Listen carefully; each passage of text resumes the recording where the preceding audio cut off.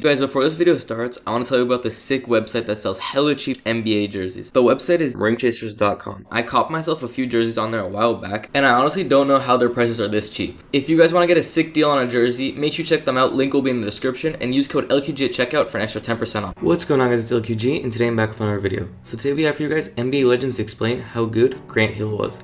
Now this is a really interesting one just because Grant Hill is one of the biggest what-if questions in NBA history. A lot of the times players and analysts talk about his talent level, but he was never really able to get to his full potential because of injuries. So this one's going to be a really interesting video. Now you guys have been showing a lot of support recently, and I really want to thank you guys, so make sure you guys smash the like button on this video as well. Let's see if we can get 100 likes. And also make sure you guys subscribe to the channel to catch all the new content. We're releasing daily videos for all of 2021, so make sure you don't miss out.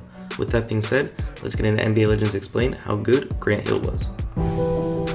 With the third pick in the 1994 NBA draft, the Detroit Pistons select Grant Hill from Duke University. That was sensational! Oh my goodness gracious. Wow! Grant Hill banks it in from three-quarter court. Hill picked up by Tippin, who plays with 4 fouls. Oh my goodness!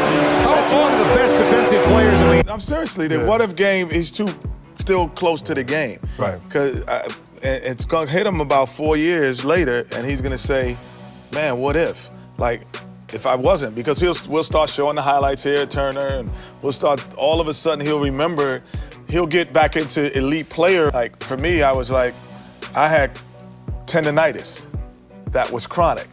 And the days I didn't have it, I didn't feel anybody could guard me. And then days I had it, and I said, what if certain guys play their whole career, never had it. Like, never felt it, understood what that was like. I didn't do that right afterwards. It was like 3 or 4 years after. I'm like, man. I think for Grant, we all played the what-if game for you. Mm-hmm. Yeah. Right. Yeah, that's well said. How many times did you say why me? Because I think. I did say that. How many times you said why me, knowing that all you've been through? But I probably thought more about my Detroit years and maybe what if. Just being, first of all, a lot of you guys are contemporaries. I played against you guys, so it brings back memories. But, it really was another lifetime. I've kind of put that way back in the memory. That's what makes you Grant Hill. You're humble. But I think the what-if game from us, competing against you, watching you play, I have never seen anything like that. You didn't have a lot with you.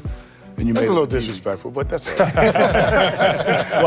I will say this, though. It's funny, with YouTube now and things like that, my children, my daughter, who's 11, she'll get on there every once in a while. She'll like, Dad, you were pretty good. Like, you weren't always a scrub. She doesn't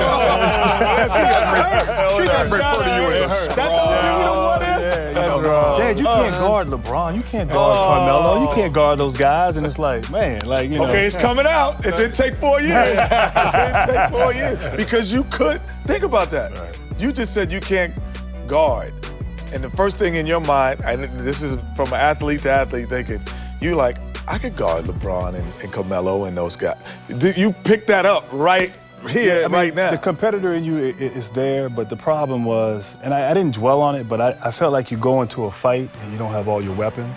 And so I could defend, and you're part of going against them and guarding them is giving them a dose of what you can give them. Right. And so I never really could, so I figured out a way to try to be successful, try to contain guys like that, and try to help my team. And I do want to start with Grant Hill. Tell us what it was like going against him for the kids who only know him as the injured guy or the really nice guy on the broadcast. Well, for one, I patterned my game after Grant Hill. I used to watch him when he was at Duke every night, whenever he played. And, he was one of the first guys that was like a forward that handled the ball, can bring it up, pass, do everything like a guard. And I remember as a rookie matching up against him, he left me absolutely helpless.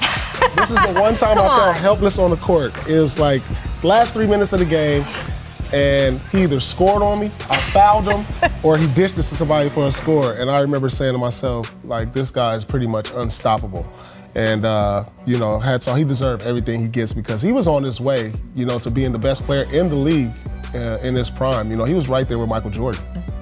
I mean, he's, like you said, he's a great man and he's a great leader. On and off the court, he's a great role model. And for myself, I actually got to meet him at a speaking conference where he was inspiring children. So I think this class, you know, whether it's Kidd, Grant Hill, they're all role models for all kids. Yeah, I'm going to get to He the was the LeBron before LeBron. Yeah. Just that versatile forward who could do it all, pass, very athletic, and this is what Grant Hill was, what you're seeing LeBron. LeBron, bigger, a little stronger, a little more athletic, but this is who Grant Hill was, a ball-handling forward who can do everything. And it's amazing to me because, yes, there are so many other great things about him. As you mentioned, the speaker, he's been very involved in politics. He's talked about maybe he'd like to run for office one day. Part owner of the Atlanta Hawks that he, you know, is broadcaster. The injuries, of course, we always talk about. The basketball shouldn't get lost in this, and that is why he is being inducted into the Hall of Fame. I was waiting for it. I had a great 6 years, but I think I didn't win. And I didn't have, you know, we're judged, as Reggie said earlier, on postseason. I didn't have great success in the 90s in the postseason. So, you know, if that's part of the criteria, then yeah, Scotty gets it. But head up, you know. Head up. I bet my numbers. Head up. My numbers were, you know. You talk about the numbers being very similar, and they were, except that you had you averaged more points, rebounds, and assists than he did. No, but wait.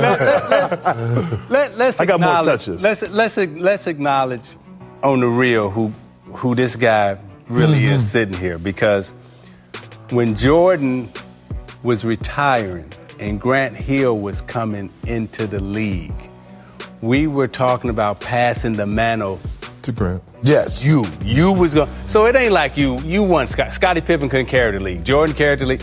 We're talking about a guy like yourself carrying the league. So you can't sit there and be like, oh, well, you know, Scott, you know. You know what? I'll let you say it. If you want to say it. I respect my No, but it's like, no, Steph, you know, it's like.